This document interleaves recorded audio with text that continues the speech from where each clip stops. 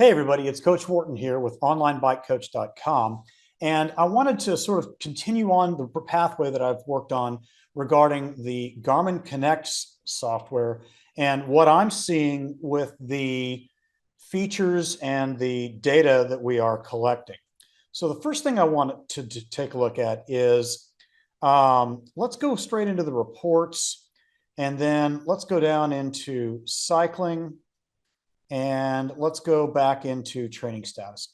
I've had a lot of fun with this, and I wish I could get these charts to actually be a little bit larger. So what I'm going to do is I'm going to expand them just a little bit right here. And the most important chart for me right now is the acute training load chart. And it's based on, like, I think a rolling 7-day average of epoch. And so you can see that I am sort of bouncing along between these bookends, these ceilings and floors.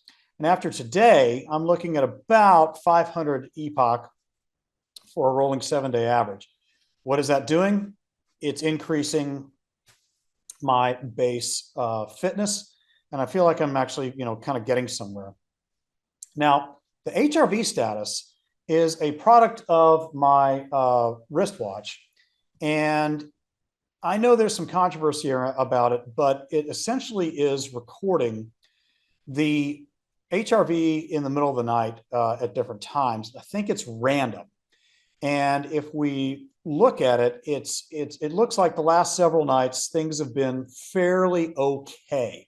Now, I think I want to try to get this a little bit higher, meaning a little bit more relaxed. I just don't know if I can pull that off right now or not. It's kind of it's an age issue. It's a stress issue. It's a whole lot of other things. But I have been fairly consistent with my intensity, and I'm pretty happy to sort of see most of that kind of rolling along. Now, if we take a look at the training effect, and we go to the 4-week window, what you'll see is the vast majority of my rides have been above a 3.0, and they're in about the 3.5 to 4.0 range. And I'm doing that because, again, I'm really trying to hang on to aerobics and getting myself sort of back into a foundation. And I wanted to use the Garmin Connect first beat data just to see what it's telling us, okay? If we take a look at the HRV status, there's a little more detail right there. And if we look at the overnight averages, you can sort of see that, again, I'm okay, I'm not bad, I'm not good. But if we go over to the HRV stress, now this is something that I talked about in a previous video where I was taking a standing 3-minute orthostatic test. And for several days, you can see that it was fairly consistently good. But I've had an 89, I had a 100, I had a 74, I had a 49, and today I had a 20. I feel okay about it. I think it's telling me something.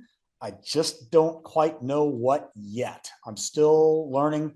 I'd still love to talk to somebody about that and sort of get an idea, if you know what I'm saying. What else? Let's see here. We've got HRV status. We've got HRV stress. We've got VO2 max. It's in the 49 to 50 range, which is about 15 to 18 points below my peak. If we go to the cycling phase, let's go and look in the dashboards. We'll look at the daily summary. Actually, let's look at the activities. We'll go to all activities. And let's go into today's ride. Now, this I'm finding really interesting. And it dovetails, I think, into whether I had a good night's rest or not. But we talked about finding the performance condition in one of my blog posts. And what we're seeing is this: after X beats or X minutes or whatever, it's coming up with a value. And that value is basically looking at my VO2 max through their first beat algorithm. So it started off at a +1, but at the end of 38 or 45 minutes, I was at a -9. And I don't remember seeing any artifacts coming from the DFA Alpha 1. I've got a few artifacts, but not many. Okay, really not very many. But to look at the performance condition, to be honest, this was warning me all along that I was really, causing more harm than good. So what I did was I rode for an epoch of about 100. It gave me some good base. It gave me an impact for aerobics, and I did a little bit of anaerobics just to basically stand up and sort of stretch my legs out a little bit and kind of get through the 45 minutes of work. You can see that I burned almost 500 kilojoules, which ended up being about 555 calories. Whether that's accurate or not, I really don't know. But again, I'm here to learn as much as I am here to preach. So with that in mind, we're going to continue to study HRV stress in the mornings. We're going to continue to study performance condition at the beginning of a ride and see how it degrades.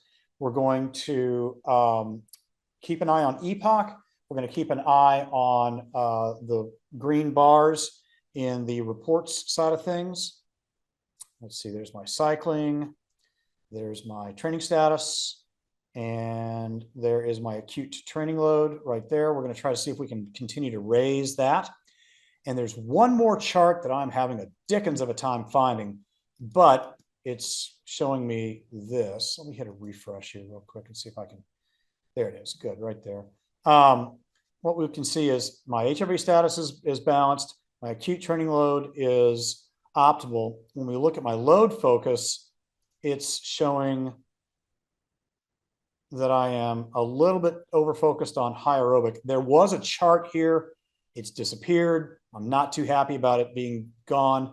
I'll try to find it again sometime later. Anyway, that's really about it. I know I've kind of rambled a little bit, but I'll follow this up with a blog. And again, we're looking at Garmin's cardio heart rate variability values and whether they help me or not over the short, medium, and long term. Thanks for watching and enjoy the ride.